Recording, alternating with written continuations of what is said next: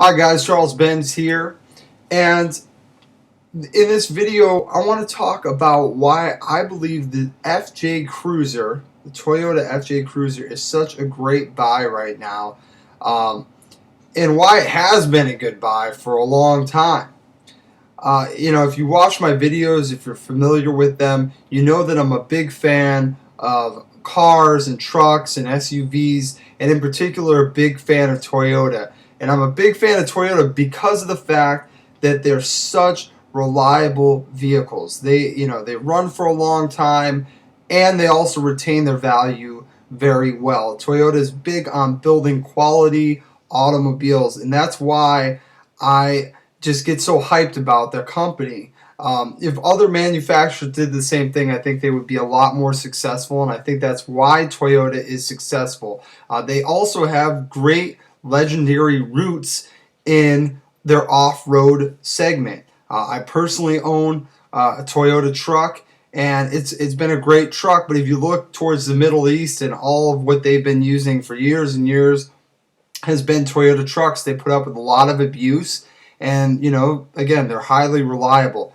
Now, the FJ Cruiser stopped being produced in 2014, and since then the prices have if anything gone up, or at least maintained the same. And so that's why I want to point this out to you guys, for those of you who are maybe looking for a vehicle to add to your collection, something to hold on to for a while and then maybe resell at a higher price, or just a vehicle that's going to really maintain its value for a long time and give you great performance. It's really this FJ Cruiser.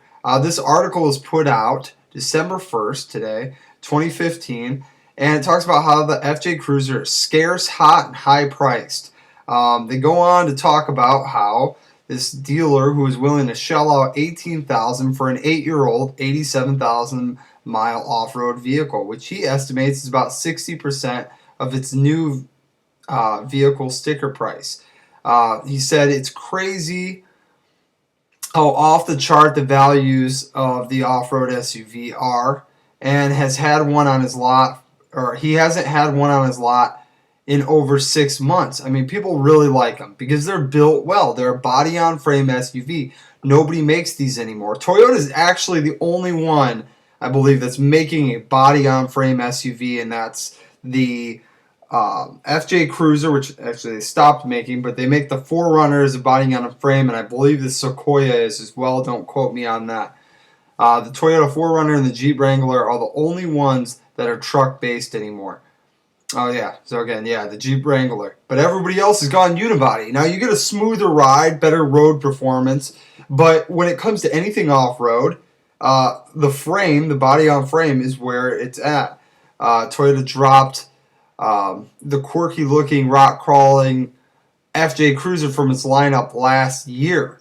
The volumes were low, and so that's why they dropped it, and it started making them in 2007. They ended in 2014. They made a special edition for 2014.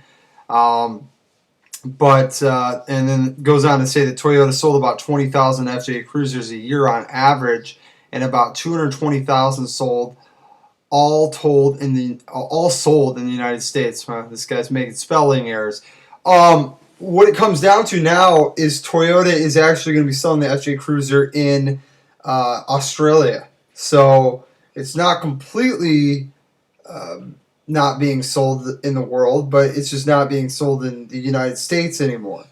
So the beauty here, you can read more and more about this and how the prices are going, and KBB had said the 24th FJ Cruiser sticker price started a little over 27,000, topped out around 36,000. So for the loaded one, and we're going to go over there and show that. So here's the 2014 FJ Cruiser on Kelley Blue Book, and it talks about its ratings. So you got a 9.4 out of 10, which is really great ratings. I mean, obviously, its road performance probably on-road performance probably the only thing lacking. But people put as driving impression, it's an SUV. Yes, but the 2014 Toyota FJ Cruiser really is a vehicle for all 7 days a week with noteworthy capabilities off-road and accommodating manners on the road or on the highway, it says.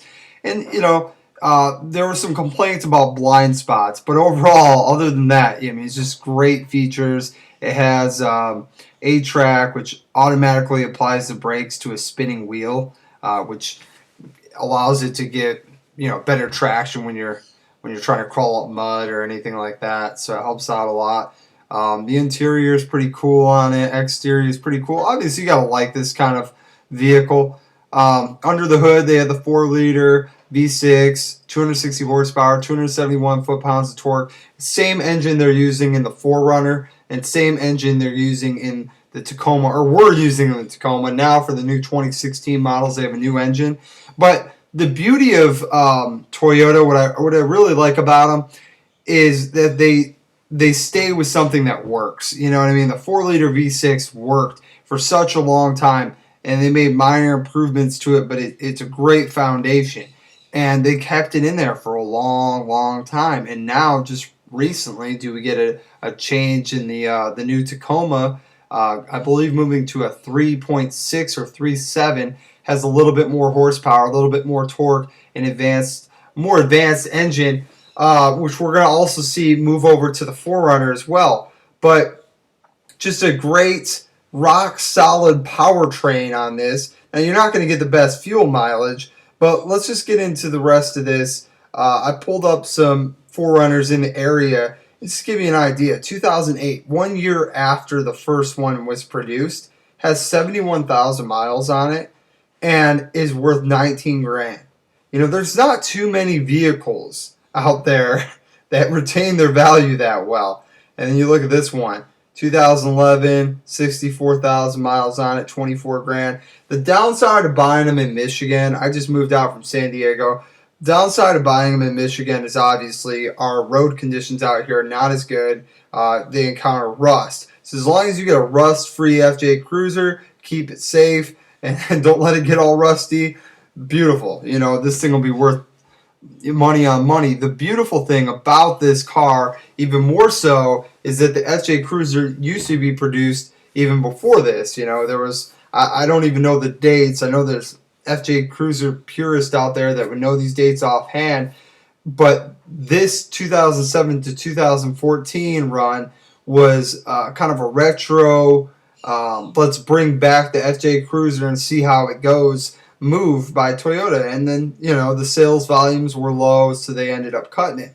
Well, whenever you do that, you cut off that line, you're creating scarcity in the market, simple economics.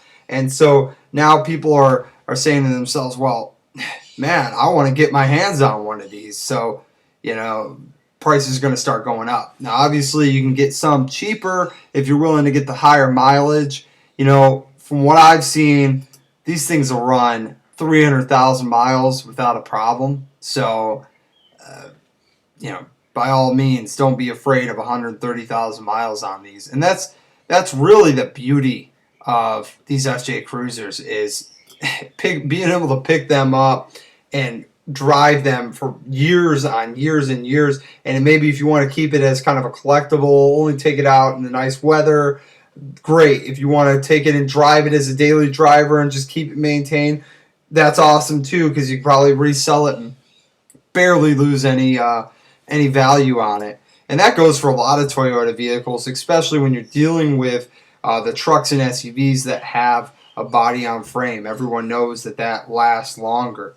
You get into this article by Forbes about 2015 cars that will be missed. They actually put out about the FJ Cruiser.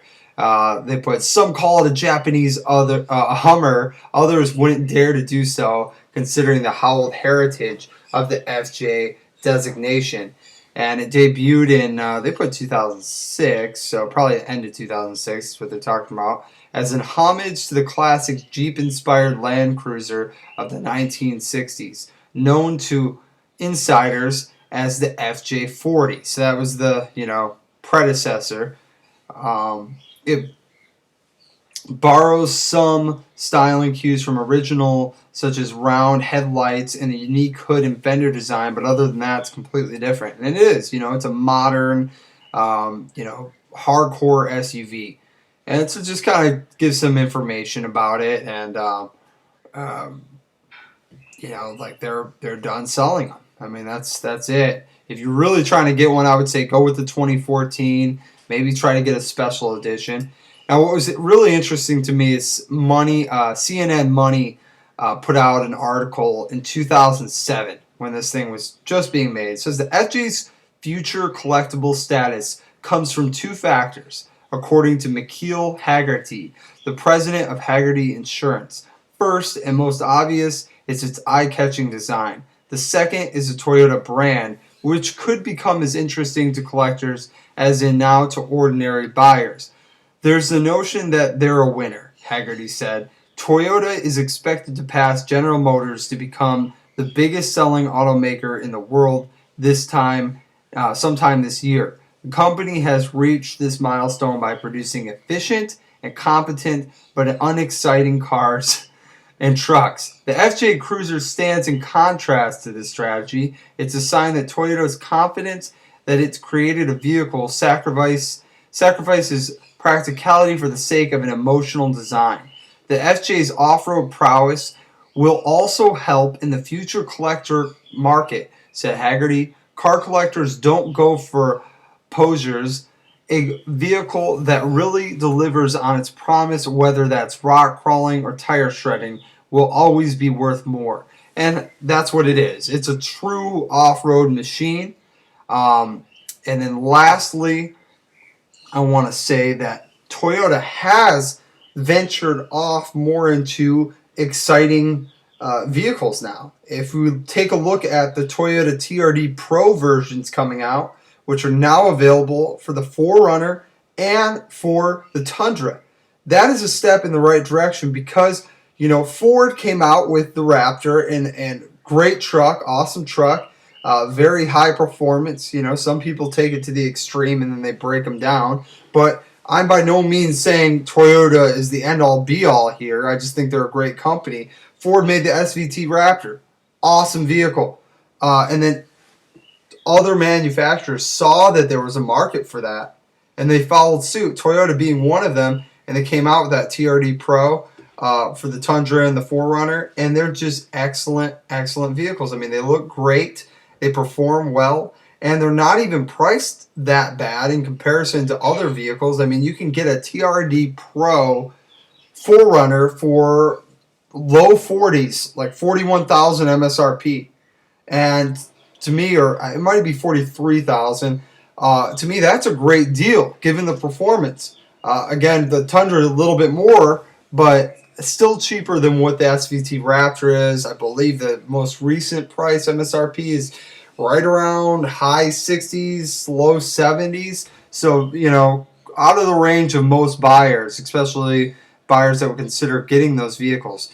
But great things to come. We're living in an amazing time for automotive technology and improvements and innovation. And so, keep your eyes peeled for the great vehicles of our era because they're being produced right now. And you get the right one, you hold on to that, and it can be worth some good money and definitely worth keeping in your garage. So as always, my name is Charles Benz. Thanks for watching, and leave any comments you guys have below. Appreciate it.